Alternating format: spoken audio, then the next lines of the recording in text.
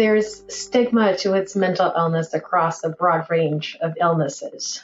Something like schizophrenia or psychotic disorders are highly stigmatized. Now, that doesn't mean that other conditions or illnesses within the mental illness spectrum are not stigmatized, but schizophrenia is particularly stigmatized because of the nature of the illness. In many ways, the illness can be very progressive for a lot of people. And I think that there's a lot of misunderstanding and conflation of even what schizophrenia is, what the illness is. And there are a lot of ideas about violence and how people who have the diagnosis of schizophrenia might be treated or seen as violent automatically, even when that is not the case.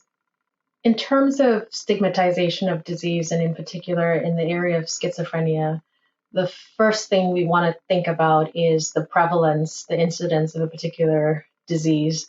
And in the case of schizophrenia, most studies show a near equivalence in terms of the prevalence of the disease among men and women in terms of gender, the demographics around gender.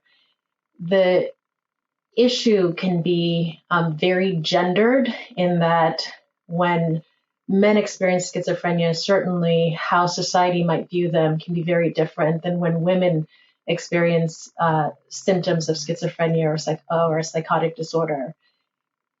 In terms of women experiencing schizophrenia, one way to think about it is kind of around the ideas of cultural norms and how women might be perceived as having to fill certain conventional models in how they behave or in how they act in society. And so the idea of having this illness that sometimes in the midst of a crisis, what some of the symptoms include things like disorganization. Some of the symptoms include things like hearing voices or seeing things that other people might not be able to hear or see. And those are what we call like the positive symptoms of schizophrenia. So what ends up happening is that in a society where for a very long time, and I think it continues to be the case, women are expected to present themselves in a particular way, in a particular, say, organized way.